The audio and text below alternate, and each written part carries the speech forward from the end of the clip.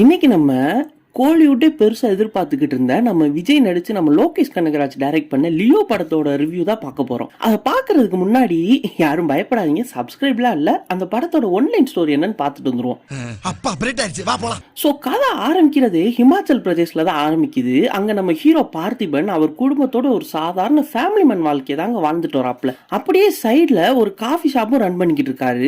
அந்த ஊர்ல தொடர்ந்து நிறைய கொலைகளா நடந்துட்டு வருது. அது ஒரு 2 ரவுடி பையலுக பண்ணிட்டு வராங்க. அது வேற யாரும் இல்ல, நம்ம மிஸ்கின் சாண்டி. நம்ம சாண்டி பிக் பாஸ்ல எப்படி சைக்கோ மாதிரி சுத்திக்கிட்டு இருந்தாப்லையோ அதே மாதிரி தாங்க இந்த படத்திலே அவர் ஒரு சைக்கோ. பாக்குற அம்பட்டு பேரையும் போட்டு தள்ளி போடுறாரு. சோ அவங்க 2 பேரும் நம்ம எதிர்பார்த்த மாதிரி பார்த்திபன் வச்சிருக்கிற காஃபி ஷாப்புக்கு வர நம்ம நினைச்ச மாதிரி அந்த பார்த்திபன் அவங்க 2 பேத்தையும் போட்டு புரட்டி எடுக்க அந்த நியூஸ் அப்படியே ட்ரெண்ட் ஆகுது. அந்த சம்பவத்தால அவங்க ஃபேமிலி ரொம்ப பாதிக்கப்படுறாங்க. அந்த நியூஸ் பயங்கரமா பரவுனனால நிறைய இடத்துல இருந்து நம்ம ஹீரோவை வேற ஆள் நினைச்சு வந்து கூப்பிட்டுக்கிட்டு இருக்காங்க.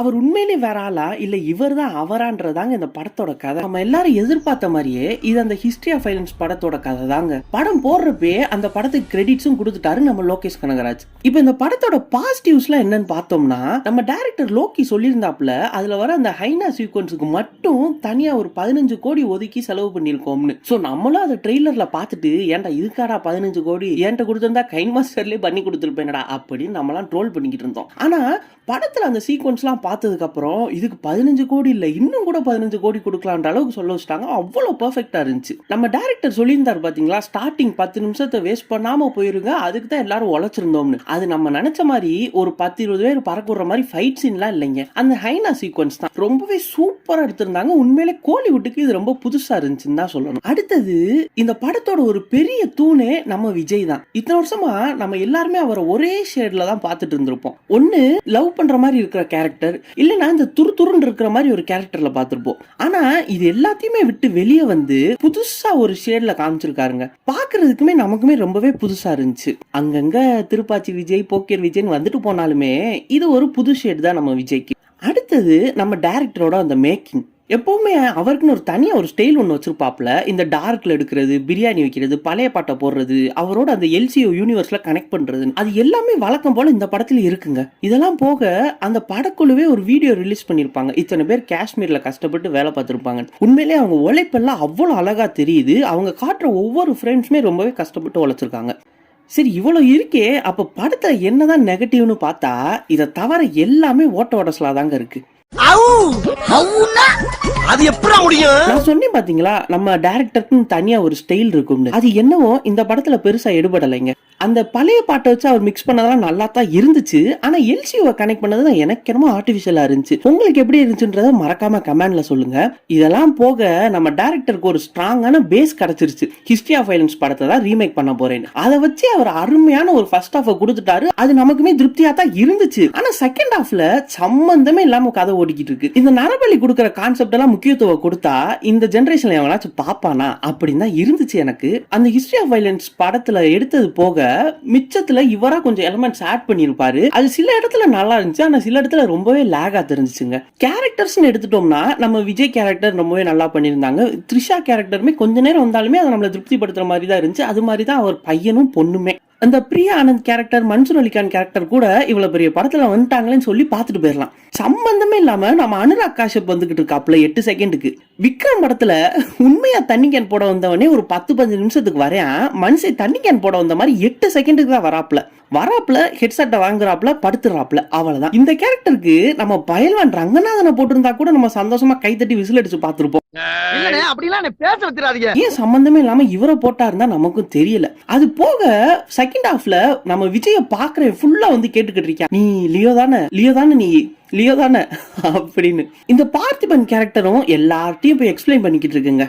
ஆமா சார், நான் லியோ மாதிரி தான் சார் இருக்கேன். லியோ தாஸ்னா யாரு சார்?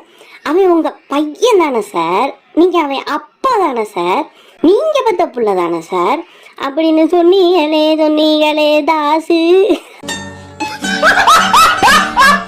அந்த மாதிரி தாங்க அவர் எல்லார்ட்டையும் எக்ஸ்பிளைன் பண்ணிக்கிட்டு இருக்காரு. அது போக படத்துல எமோஷன்ஸுமே எந்த இடத்துலயுமே அவ்வளவு நமக்கு கனெக்ட் ஆகல. இந்த கேங்ஸ்டர் கதனாலே என்னவோ கெட்ட விதான செத்து தொலைறேன் அப்படி சொல்ற மாதிரி தான் இருந்துச்சே தவிர எந்த இடத்துலயுமே நமக்கே கனெக்ட் ஆகல. அந்த எல்சிஓ கேரக்டரை இதுல கொண்டு வந்திருந்தாரு, சரி நல்லா இருந்துச்சு. ஆனா அந்த கேரக்டர் எதுக்கு இவ்வளவு டீக்ரேட் பண்ணணும்? அதுக்கப்புறம் அந்த கேரக்டருக்கு ஒரு 2-3 மாசின்லாம் இருக்கு, ஹெட்ஷாட் டபுள் கில்லாம் போடுறாப்ல. ஆனா என்ன கேட்டா இவ்வளவு டீக்ரேட் அந்த கேரக்டர் பண்ணிருக்க வேண்டாம் தான் சொல்லுவேன். இதெல்லாம் போக நம்மள மாதிரி 90s கிட்ஸ் பெருசா நம்ம அர்ஜுனை தான் எதிர்பார்த்து போயிருப்போம். ஏன்னா அவர் இந்த நெகட்டிவ் ஷேட்ல பார்த்தே ரொம்ப நாள் ஆச்சு. அது போக அவர் இந்த மாதிரி ஒரு பெரிய படத்துல பார்த்து ரொம்ப நாள் ஆச்சு. இதெல்லாம் எதிர்பார்த்துட்டு போனா மனுஷன் ஏதோ ரிட்டையர்ட் ஆன ரவுடி மாதிரி உட்கார்ந்த இடத்துல பேசிக்கிட்டு இருக்காப்ல. கதைக்கு தாங்க அவர் ரவுடி ஒரு சித்தப்பா, ஆனா அவர் கேரக்டருமே உண்மையிலேயே சித்தப்பா கேரக்டர் மாதிரி தான் எழுதி வச்சிருக்காங்க. சோ வில்லன் கேரக்டர்னா நமக்கே தெரியும் கடைசியில எப்படி அதை கொள்ளதாண்டா போறீங்க. ஆனா அதுக்கு முன்னாடி அந்த கேரக்டர் என்ன பண்ணுது, எவ்வளவு மாஸ் எலிமெண்ட் அதுக்கு வச்சிருக்கீங்கன்னா நம்ம எதிர்பார்ப்போம். அப்படி இதுல ஒண்ணுமே இல்லைங்க. வராரு, அந்த நான் ரெடி தான் வரவா பாட்டுக்கு 2 டான்ஸை போடுறாரு, அப்புறம் கடைசியில ஹெட்செட்டை வாங்கிட்டு போயிடுறாரு. அவ்வளவுதாங்க இருக்கு இந்த கேரக்டருக்கு. அந்த பாட்டுக்காச்சு 2-3 ஸ்டெப்பு போய் ஆடலாம் அப்படி நம்ம நினைச்சு போயிருப்போம். ஆனா அந்த பாட்டுல வார்த்தை வந்ததோட டவுன் வந்தது தாங்க அதிகமா இருக்கு. ஏன்னா பாட்டுல பாதி வார்த்தையே கிடையாது, ஃபுல்லா இந்த டவுன் தான் வந்துகிட்டு இருக்கு. நீங்களே போய் பாருங்க, உங்களுக்கே தெரியும். அது மாதிரியே படத்துல நிறைய இடத்துல இந்த VFX CGI எல்லாம் பயங்கரமா இருந்துச்சு, அது நம்மளே அப்ரிஷியேட் பண்ணுவோம். ஆனா சில இடத்துலலாம் கொஞ்சம் ஓவர் டோஸ் ஆயிருச்சு. அந்த தெலுங்கு ஆடியன்ஸை கவர் பண்ற மாதிரியே எடுத்துட்டாங்களோன்னு நமக்கே தோணும். இப்படி ஓவராலா பாக்குறப்ப இந்த படம் விஜய் ஃபேன் சொல்ற மாதிரி ஆகா ஓகோனும் கிடையாது, மத்த ஃபேன்ஸ் ஓட்டுற அளவுக்கு ரொம்ப மோசமும் கிடையாதுங்க. கண்டிப்பா இந்த படம் நம்ம தளபதி கேரக்டர்ல ஒரு பெரிய படமா இருக்கும். ஆனா நம்ம லோகேஷ் கரியர்ல அப்படி கிடையாது. ஏன்னா இவர் இதுக்கு முன்னாடி எடுத்த படம்லாம் கைதி, விக்ரம், மாஸ்டர்னு எடுத்துருப்பாப்ல. நம்ம அதை எக்ஸ்பெக்ட் பண்ணி போனா இந்த மாதிரி ஒரு படத்தை பார்த்தா உண்மையிலே டிசப்பாயிண்டா தான் இருக்கும். அதனால எக்ஸ்பெக்டேஷன் லெவல்லாம் குறைச்சு வச்சுக்கோங்க. அந்த செகண்ட் ஹாஃப்லாம் கொஞ்சம் நல்லா எழுதி கொஞ்சம் ட்ரிம் பண்ணியிருந்தா உண்மையிலே இது இன்னும் பெட்டரா வந்திருக்க வாய்ப்பு இருக்கு. இப்போதைக்கு இந்த படம் எப்படின்னா பார்த்துட்டு 2-3 நாள்ல மறந்து போற மாதிரி தாங்க இருக்கும். இப்போதைக்கு வந்து இந்த ஜவான் படமே இப்ப உதாரணத்துக்கு எடுத்துக்காங்க. என்னதான் நல்லா இருந்தாலுமே அதை ரிப்பீட்டடா பார்க்க முடியாது. ஒரு 2-3 சீன் நல்லா இருக்கும் பார்ப்போம் பாத்தீங்களா, அந்த மாதிரி தான் இப்ப இந்த லியோக்குமே. சோ ஓவராலா படம் பார்க்காம என்னன்னு சொல்றா, அதை விட்டுட்டு என்னென்னமோ சொல்லிக்கிட்டு இருக்க அப்படின்னு கேட்டீங்கன்னா, என்னடா முட்டாத்தனமா பேசிக்கிட்டு இருக்க முட்டா பயல. கண்டிப்பா ஒரு வாட்டி தியேட்டர்ல போய் பார்க்கலாம் ஒர்த்து. ஏன்னா இது ஒன்றும் அவ்வளவு மோசமான படம் கிடையாது, இன்னும் கொஞ்சம் பெட்டரா எடுத்துக்கலாமே தான் எல்லாத்துக்குமே தோணுது. ஸோ கண்டிப்பா நீங்க ட்ரை பண்ணி பாருங்க. படம் பார்த்துருந்தீங்கன்னா உங்க ரிவ்யூவை மறக்காம சொல்லுங்க. அதெல்லாம் சொல்றதுக்கு முன்னாடி இப்ப சப்ஸ்கிரைப் பண்ணதான் சொல்ல போறேன். மறக்காம நம்ம யுவன் மைண்ட் வாஸ் சேனலை சப்ஸ்கிரைப் பண்ணி வச்சுக்கோங்க. அப்பதான் இந்த மாதிரி நிறைய மூவி டீடைல்ஸும் மூவி சஜஷன்ஸும் பார்க்க முடியும். ஓகே கைஸ், அடுத்த வீடியோல பார்ப்போம். அது வரைக்கும் டேக் கேர் ஆல், டாடா.